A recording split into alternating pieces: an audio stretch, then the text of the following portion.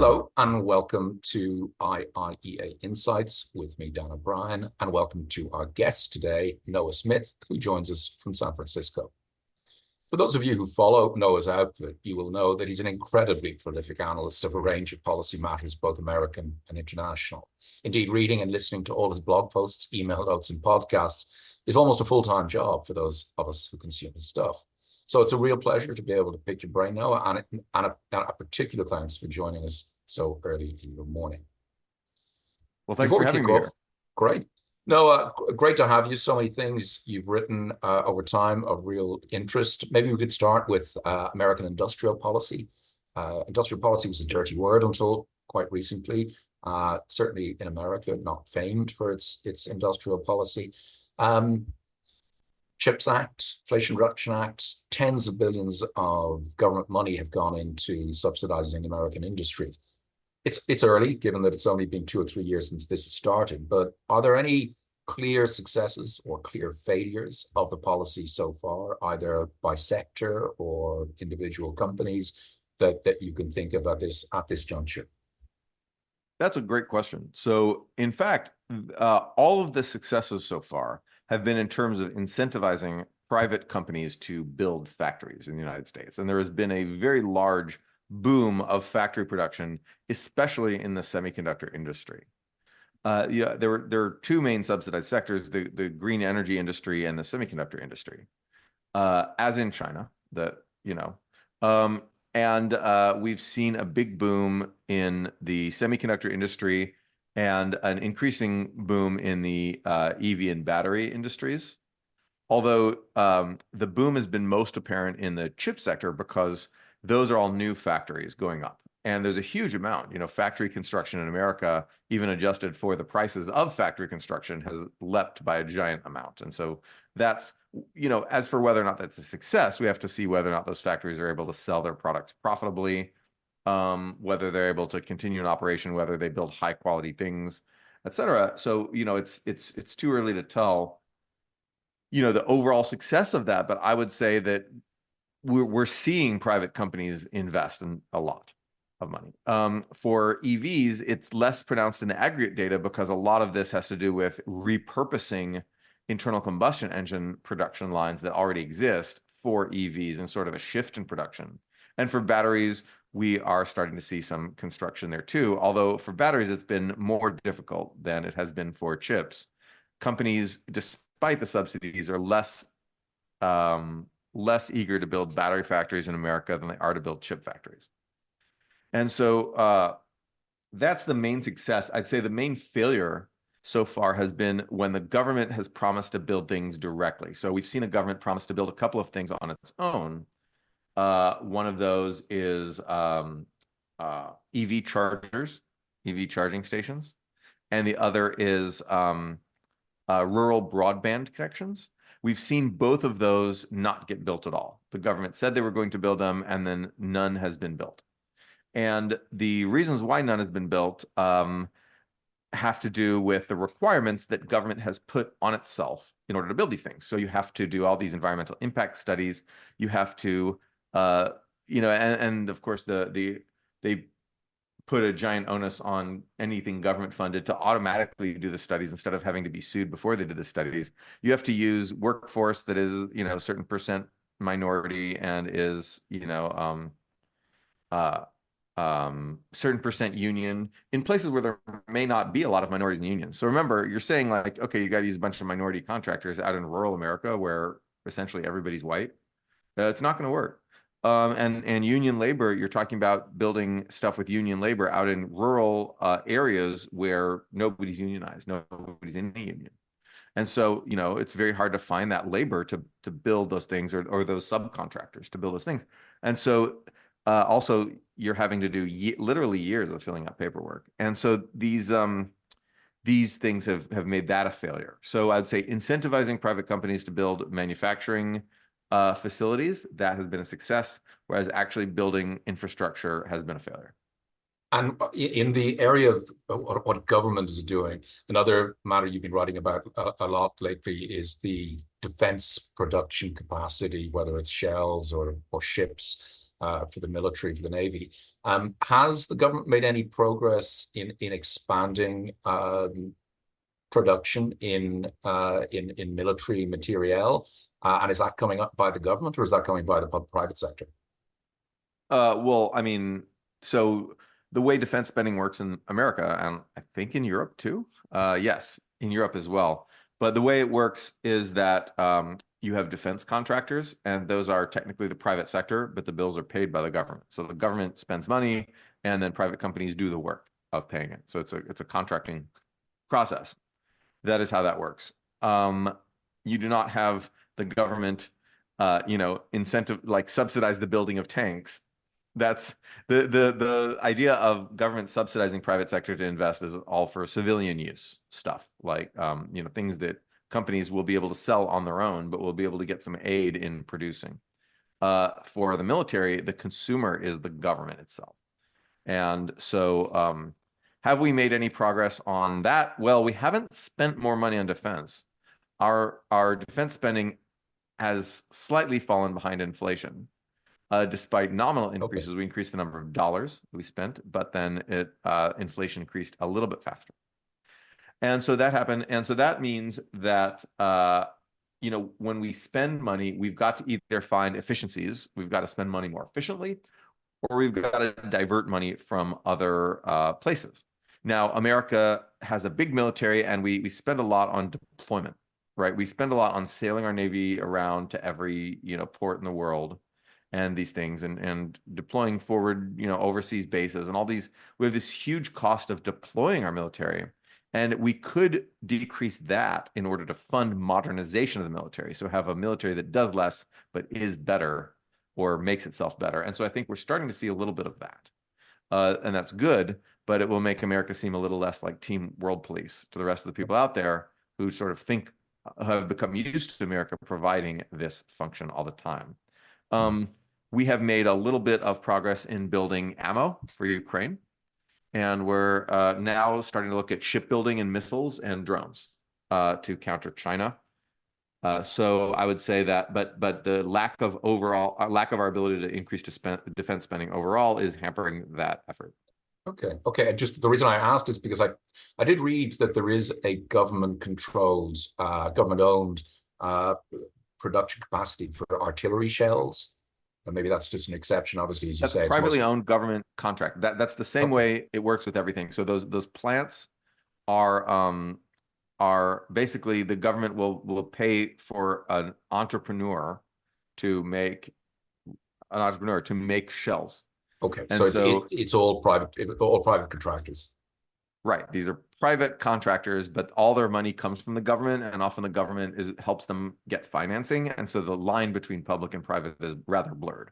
Right. Okay. Just coming back to the whole idea of industrial policy, in terms of the longer term, what would define success? I know there's been a kind of blurring, there's a nostalgia in the US for a time when there were, everyone was in blue collar jobs, or a belief that everyone were huge numbers of blue collar jobs, and some people want to go back to that time. You've written that people need to be careful about wishing, what the objective of industrial policy should be, less about returning to the past in terms of millions of blue collar jobs, and more about security of supply. You might just expand on that a bit. Right. So technology has changed since the early 1900s. At that time, factory work was all about a lot of labor. And factory work has become more capital intensive. So now it's often cheaper to, buy a machine for a human to operate than for a human to do stuff. And China has no problem with this. China simply buys machines and machines and machines. China finances. If you want to build a factory in China, the money is available. You can get the financing to buy machines. That's not always efficient, right? So sometimes you actually buy too many machines, and you have this machine that, extremely expensive machine for like doing something, standing in the corner, and it looks cool on a YouTube video, and then it's not worth the price because you really rarely use it, and a human could have just done it themselves. And it's not always useful to automate every process, but automation is is generally the name of the game in modern manufacturing. We have machine tools for everything, we have the digitization of things means that it's very easy to design and build machine tools for everything, whether or not the energy cost of buying those things is worth the financing. But I guess the point is that manufacturing is increasingly automated. It's humans pressing buttons and getting machines to do things, and feeding things into machines, taking the thing from the one machine over to the other thing. There's still things that human hands do, but it's less and less. Humans, a shrinking number of humans stand atop a growing stack of machines, and that is the future of manufacturing. And so what that means is that efficient manufacturing is going to have quite a lot of those machines. Maybe not as many as China builds, but it's going to have a lot of machines, and it has been having increasingly more. Therefore, manufacturing a lot of stuff requires not using a whole bunch of humans standing around doing busy work to manufacture it. And I think that Democrats, whose institutional memory is still very much of the New Deal, often instinctively think that manufacturing provides mass blue-collar employment for just armies of factory workers. Now, if we had, full military mobilization, that would still be true, because even despite using all these machines, we'd still need a whole bunch, we'd expand production so much that we'd also need more jobs. But in a civilian economy defined by efficiencies, defined by being able to sell consumer products most cheaply and at highest quality, most of our manufacturing that we do is going to be with machines, and our focus policy-wise has to be on becoming a country that buys more machines than we do and builds more machines than we do to do this stuff. So the problem is that the same people who advocate for the return of manufacturing tend to also be the people who fear automation displacing good manufacturing, blue-collar, unionized jobs, et cetera, et cetera. And this is an inherent contradiction and difficulty in industrial policy. We need an attitude shift. We need to understand that most jobs are going to be in services, even as production is in manufacturing. So we have robots make the stuff, and humans do stuff, service-wise, as a result of that. Okay, that's a great point. That contradiction, I hadn't picked up on that before. Look, before we come to what the future of Chinese, a lot of fears of Chinese overproduction and increased Chinese domination in manufacturing, on both sides of the Atlantic, tariffs being put on Chinese goods recently. But one of the things I always notice with American speakers, nearly everyone is of the view that the decline in industrial manufacturing jobs in the United States really did coincide with China's accession to the World Trade Organization. And there's a general view that that was the cause of it. And most people, I think, in America believe that. Yet in Europe, we didn't see a decline in manufacturing employment in the 2010s. Interested to get your view as to whether the decline in manufacturing employment in the United States in the 2010s, was that due to the technological changes that you mentioned? Or do you, like most people, believe that it was linked to China, or a bit of both? And why didn't Europe suffer a big decline in manufacturing employment after Chinese accession? Right. Well, so what we have to look at there, so it is the decline in manufacturing employment is primarily China. It is not was not due to automation. Over time, automation has had a large effect on manufacturing employment by restraining the growth of the manufacturing workforce. In other words, automation means you just get the same number of people to do more and more, and that's what we've seen. We saw for much of the 20th century, we saw manufacturing output grow while manufacturing employment stayed flat, and that was automation. That was not China. And then suddenly China joins the WTO, and manufacturing employment for the first time ever falls off a cliff. Automation did not happen within a decade. There was no special thing that happened in the 2010s that made manufacturing get a lot more automated than it had been before. There is no such technology. Machine tools, CNC machine tools were introduced in the 70s and 80s. Industrial robots were introduced slowly and, were introduced, pretty slowly, and are still not that common. And industrial robots are actually much more common in the manufacturing intensive European economies like Germany than they are in America. Germany uses more robots than America, and yet its manufacturing workforce grew. And so the timing and Other countries like Korea uses the most robots of anybody in the world, and their manufacturing workforce only grew and grew while America's fell off a cliff in the 2000s.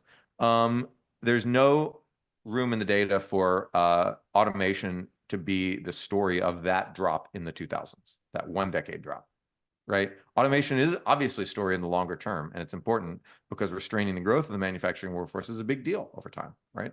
And you see the percentage of American workers that work in manufacturing go steadily down over time, and that's almost entirely automation. And also, coupled with a topping out in the demand for goods. We've got these big houses with all this stuff, and we don't really need that much more, so we spend our money on services instead, so people go to work in the services. So demand shifts and automation, that's the story over the long term.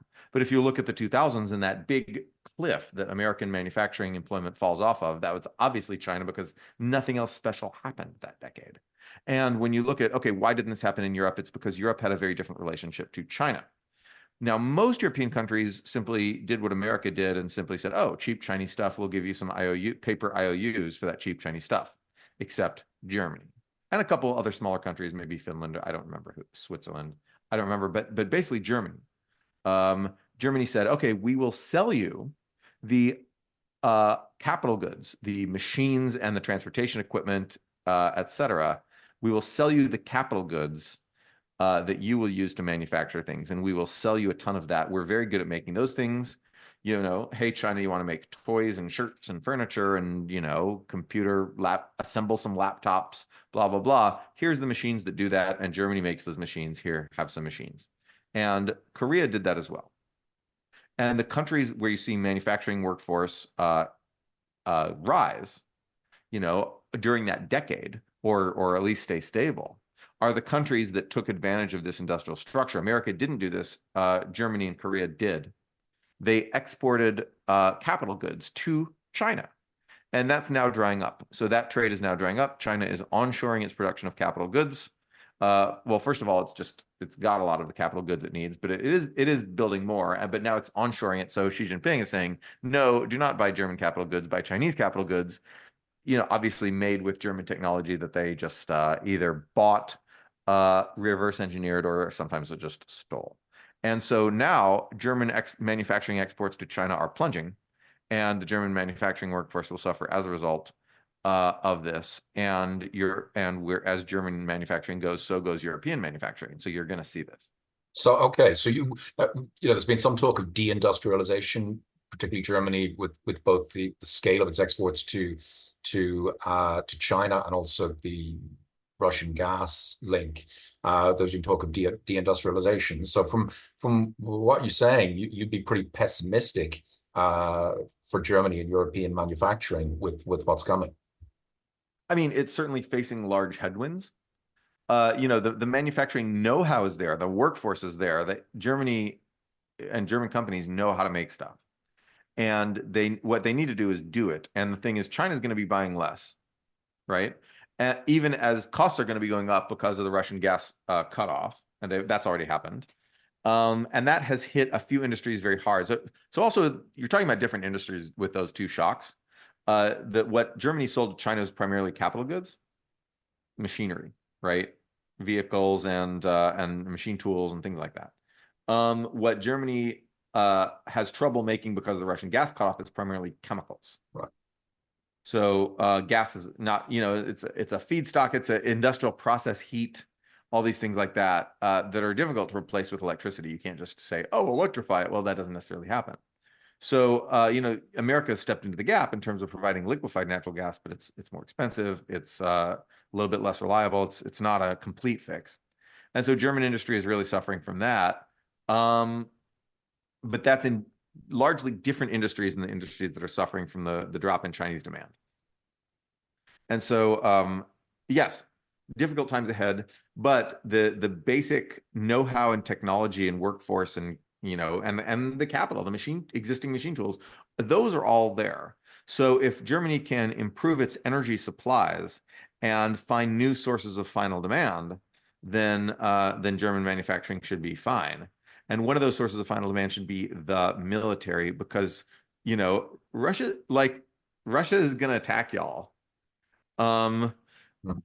y'all is an American word meaning you all, meaning that European countries are going to be attacked by Russia. And Ukraine is not the end of that. If Ukraine falls, then Poland will obviously, Moldova and the Baltics will be attacked, but they're small potatoes. Poland is the big one. Poland will be attacked next. If at some point Poland falls, Germany may or may not be attacked, depending on the international situation of NATO and whether the United States is supporting Europe at all by that point.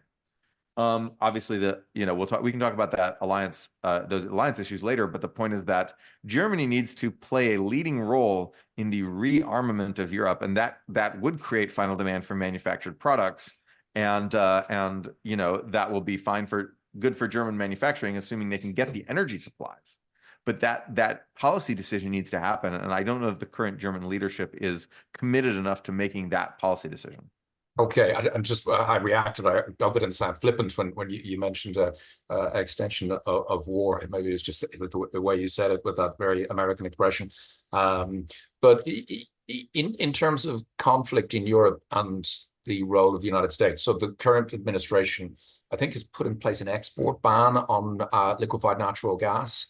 So that's caused some They concern. talked about it. I don't think they did. Okay, and it seems a lot of that was sort of political before the election. Do you see that sort of lasting past the election, regardless of who wins? In other words, can Europe depend on America for LNG? I don't know. My guess is no, because it's a stupid policy. But my guess is no. But Europe importing LNG from the US, you think that's not a good policy? Why not? It is fine. It is good, but it is not a sustainable thing. It's not necessarily sustainable. And is that because LNG? Sorry. Yeah. Well, is that because something in the US, either the supply is not going to be maintained? Is it political reason? Are there environmental reasons from the European side? No. Well, so environmental reasons for the European side are going to be big. There's going to be, people are going to be, I don't know, throwing soup on paintings saying you got to stop this. And then LNG is a global market, and everyone is going to be bidding on that American LNG. That's the real problem. Whether or not there's an export ban at all, Japan is going to be wanting it. India is going to be everyone is going to be wanting that LNG, and Europe is going to have to compete, and that's going to drive up that price. And LNG market is going to look more like the oil market than it did before. Right. Okay. Good. Interesting point. So that's a big problem. Yeah, on the subject of conflict, you're also pretty pessimistic about the prospects of conflict in East Asia around Taiwan. How do you think the Western world would react to an invasion or a blockade of Taiwan?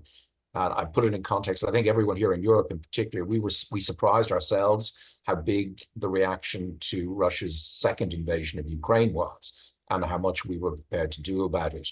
We don't think as much about Taiwan. Taiwan often feels like quite far off. But if it were to happen, and the worst were to happen, how would you see the Western world responding? And would you see the same sort of reaction to trade with China as there has been with trade with Russia over Ukraine?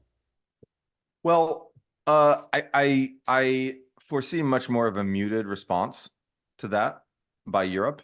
I do not see, because Russia threatens Europe directly and China does not.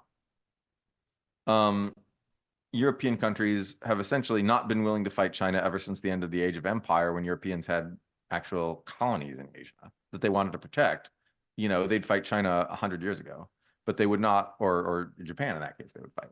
But they would not fight China now because they're half a world away, and frankly, more importantly than that, Europe has its hands full with Russia. There's really very little that Europe can do against China if Europe can't even hold off Russia on its own. Right.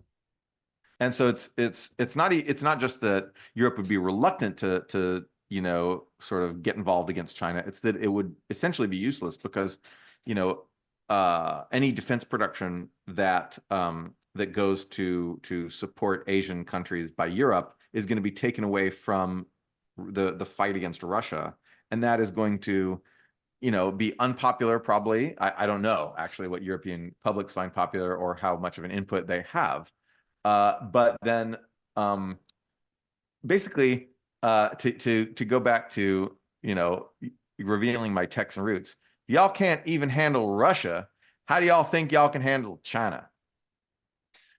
And there's my And when we're coming to you all there in the United States, I don't get the impression in the United States that there's a willingness to have a mass casualty conflict in East Asia over Taiwan. Now, maybe I'm no one ever wrong. has a Maybe willingness to have a mass casualty conflict except for very crazy people. I guess Europe in World War I fits that bill. They were like, yeah, mass casualty, but even they thought they would be home by Christmas, right? yeah. They didn't think it would be that bad. And certainly, I guess the one exception might be Imperial Japan, where they basically knew they were going to lose the war and did it anyway because their philosophy of life was just do it anyway. But in general, nobody wants a mass casualty event. America certainly had no desire to fight World War II before, the Roosevelt administration actually wanted to fight World War II. They tried to provoke Germany into an incident at sea so they could fight the Nazis. So they were willing to do this, but the people of America were deeply unwilling to do this until Pearl Harbor. And opinion flipped overnight, basically. It's, the day after Pearl Harbor, there was no question of whether or not America was going to fight World War II.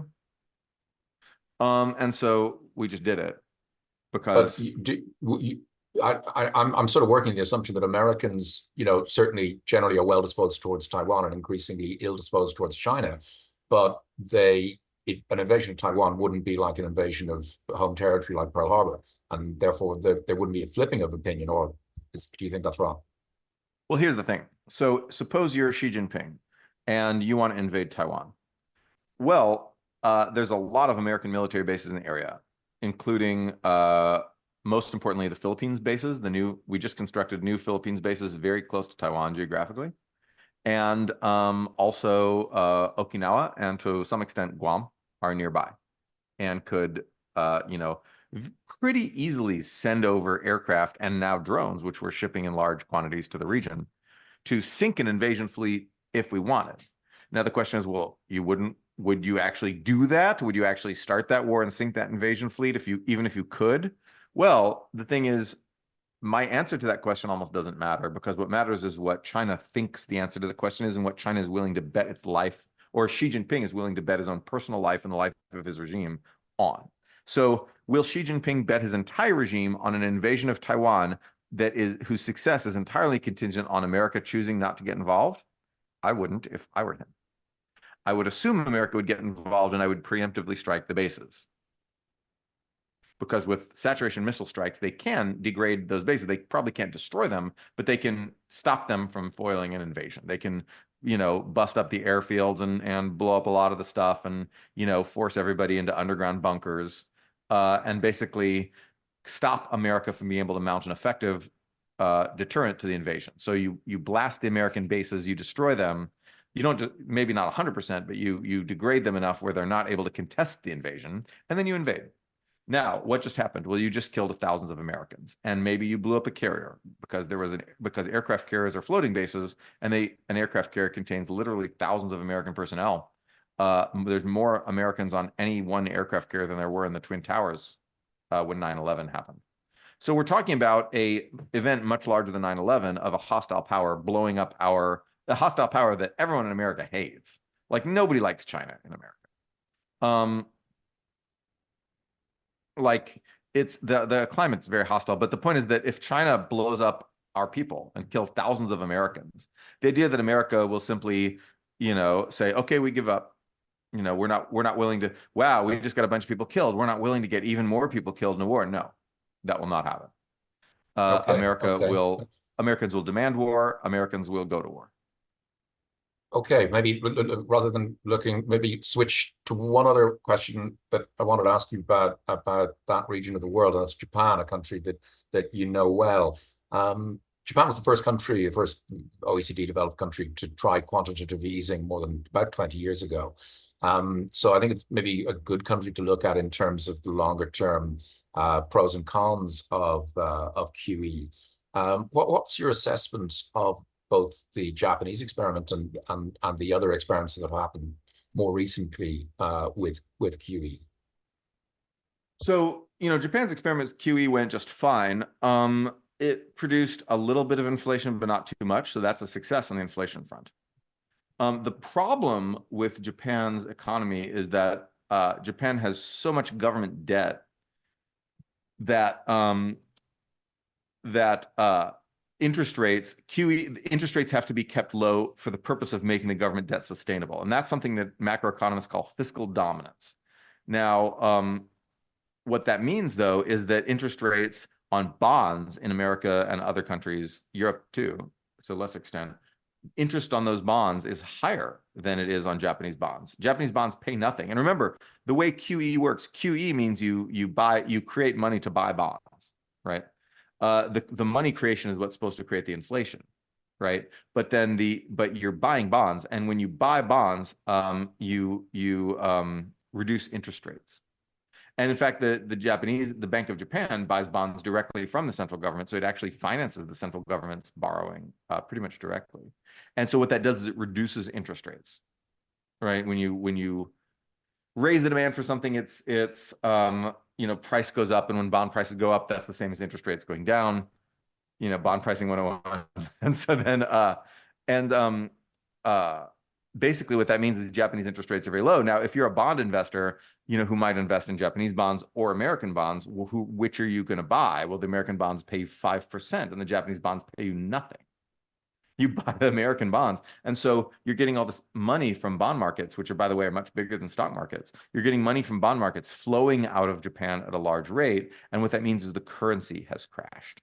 Now, a currency depreciation, a large depreciation, a crash, whether I should use the word crash is a matter of opinion, but a big currency depreciation is a big danger for a country that imports lots of basic stuff. So Japan imports a lot of food and a lot of fuel, right? And so when you import a lot of food and fuel, and then your currency gets really weak, food and fuel prices go up, and that puts a tremendous strain on the average household. And so Japanese people are coming under strain, but also Japanese manufacturers, you can sell products more easily overseas, but that takes a while. What happens the day of when your currency depreciates is that suddenly manufacturers have trouble buying imported fuel, right? You have to truck stuff around, and suddenly your oil price has gone through the roof because the yen is weak and you can't afford oil. You've got, your price of heating, stuff. LNG, remember, Japan's going to buy LNG. But all that stuff gets more expensive for manufacturers too. Imported components, if you've got to import any computer chips to build a thing, right? To build a washing machine, that just got more expensive too. And so you get hit very quickly on these price effects, and your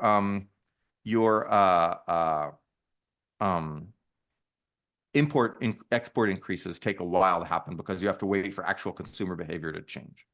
And you have to take advantage of it. So Japan is being hurt by this outflow, by this currency depreciation, which in some way indirectly is linked to its debt and to quantitative easing, and chronically low interest rates, which are needed to sustain that debt. So that's a problem.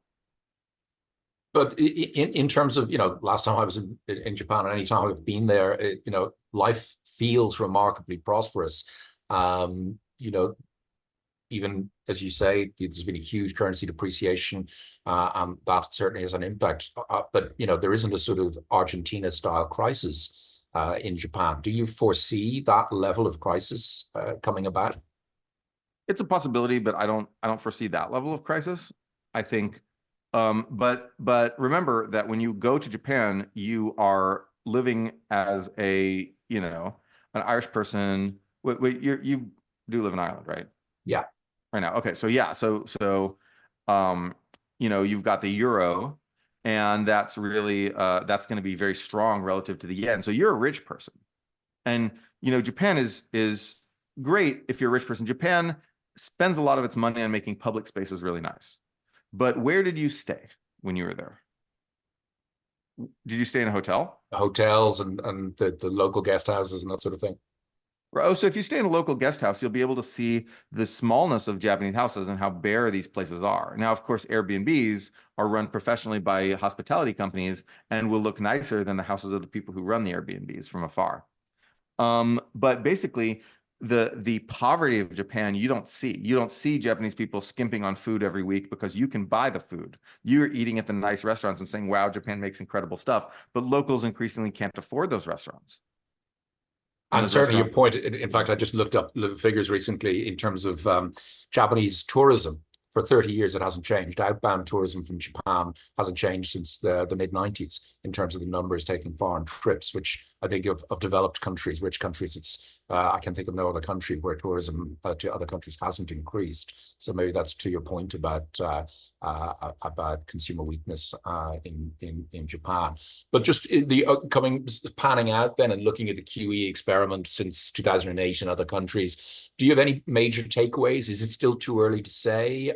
Will it end badly? And in particular, given the unusual nature of Europe's currency union of 20 countries, do you think Europe is particularly vulnerable? Sorry, particularly vulnerable to what? Can you say that again? To QE going wrong. So in other words, there are a lot of people in Europe who feel the European Central Bank has been capping yields in some countries, and that's an erosion of market discipline for those countries that are highly indebted, and that will eventually lead to greater problems in Europe. Whereas in Japan, there's no sense that one part of the country is benefiting more than another part of the country because of QE. Well, you will see a depreciation of the euro against, say, the US dollar. And that will, a depreciation of the euro to some degree will help pump up exports. But Europe imports like fuel, for example, and it'll make it more difficult to import all that LNG you're talking about, whether or not there's an export ban. If you see the euro start to really, crash like the yen, then you've got a problem. I doubt it's going to happen. Europe's debt situation overall is in a bit better place, although European countries are fairly indebted too, but not to the point where the only way for them to, sustain it is to have the central banks lend directly to the government like they did in Japan. And so let me look actually. Sorry, I'm just firing up Chrome here so I can look at the. So we've seen somewhat depreciation of the euro, I guess in during the crisis years, it's actually a bit stronger. And it went up to 1.5 for like a hot second there. But ultimately, we're seeing euro a little bit low, but we're not seeing anything like what's happened in Japan. Right. That hasn't happened yet. That doesn't mean it won't happen. But remember that currency is a thing. Europe has a bigger internal market than Japan. EU is like what, 450 million people. Japan is absolutely. like 110, 120. Yeah. So that's bigger. It's not so bad. And you've got immigration more than Japan, although Japan now has immigration too. So Japan opened itself up to immigration and now. Can you hear me, by the way? Am I lagging at all? Yeah, I don't know whether it's me or you, but I think it was just some slight breakup there. Look, we're coming to the end, so I really want to get on to some views about America and where things are going in November and how that might turn out. Would you care to make a prediction about how the outcome of the presidential election? I think both candidates have a decent chance of winning. I think it's close to a coin flip right now. People say Trump is favored, but I think there's structural factors against Trump. When people see him on the stage, and when people remember the badness of the Trump years, I think his natural unlikability, because Trump's never been popular. He's populist, but not popular, let's say. He's never been that popular. And that will shine through. He's structurally deficient with older white voters who tended to, have much higher turnout and decide elections more. He's extremely strong with people who don't typically vote and who didn't vote in 2020. And so on a lot of these polls where he's just kicking butt, it's among people who didn't vote in 2020. And so the question is, are you going to get an army of people who didn't vote in 2020 coming out to vote for Trump in 2024? I don't know. So I think but I still think Trump is in a strong position and people are upset about inflation. People are upset about social changes in America. And so, I think that Biden is inherently weak, and Biden's age is the other problem. Okay. And so I think that the candidates are both weak. Trump is also very old and I think has gone downhill visibly. Biden has gone downhill a bit. Trump has gone downhill a bit. It's hard to say who has gone downhill more, but they're both very elderly men. And so we've got old versus old here. And so it's, when people see them on a stage, they're going to see two really old guys, sort of meandering around. And then, so it's very hard to say what'll happen. And I won't hazard to make a prediction here because I think it's close to a coin flip. In terms of many people, particularly on the left in the US, and not only people in the Republican Party as well, do worry that the checks and balances that exist in the United States have existed for a quarter of a millennium won't be strong enough to constrain somebody like Trump in a second term, who's much better prepared for government this time than his first time. Do you worry about American democracy, or do you think that's exaggerated? I worry a lot about it, and I think that these worries are justified. Trump, his primary MO, what he spends a lot of his time and effort doing, is trying to exert control over American institutions and make sure that he's the boss and no one else has any boss powers, right? And so he will continue to do that, and he will fight the judiciary, he will fight the electoral system, and most of all, he will fight the military. Having a president who fights the military is not a great thing when a superpower enemy is breathing down our neck and there's a possible World War III. You do not want to have, commander-in-chief versus, generals feuding and conflicting behind the scenes or even openly. That's bad. I don't want that. That will weaken America. It will dramatically increase the chances of a World War III breaking out. It will certainly, Trump obviously certainly feels in some way indebted to Russia. He's friendly to, much more friendly to Putin than other leaders. And so I think that Trump will certainly curtail help to Europe against Russia, and Europe will basically be on its own under Trump. Asia may or may not be, because Trump, opposition to China has been a big part of lots of the people who support Trump. And for Trump to be weak on China would make him look very bad, even though he was essentially bought out by a bribe to by the China-aligned billionaire who owns a lot of TikTok named Jeff Yass, who essentially, paid him, contributed to his campaign, allegedly, probably in return for him flipping on the TikTok bill. But I think in general, there's more chance of Trump fighting China than there is of Trump fighting Russia, of which there's basically no chance. So if Trump gets elected, Europeans are on their own. But even if Biden gets reelected, Europeans are probably likely more on their own than they have been so far. And one last one, I think we got 2 minutes in terms of Europeans and a trade war. Trump has said that he's going to put 10% import tariff on everything. Clearly, the Europeans are going to respond to that. There's going to be some sort of retaliation. Do we get into a trade war situation? How bad things could get? And well, I say that because we're particularly concerned here. Ireland per capita ships more stuff to the United States than any other European country by a country mile. So we'd be particularly concerned if there were to be a deterioration in trade relations. So where do you see transatlantic trade relations going under a Trump administration? I think you're basically right. I think that it would deteriorate. There would be a pointless and destructive trade war against allies. Trump's people would try to persuade him to exempt Europe from the tariffs, but Trump would probably not. One reason is because, I don't know how to say this any more clearly, Trump is aligned with Vladimir Putin. He's aligned with Russia. And putting tariffs on European countries is something that Putin would want America to do. And so, because it weakens the countries that Putin wants to bully and control and dominate. The Russian army on its own will not be able to conquer all of Europe, but Putin can bully and dominate European countries, especially if they can't rely on trade with the United States to support their economies. So absolutely, Trump will do this.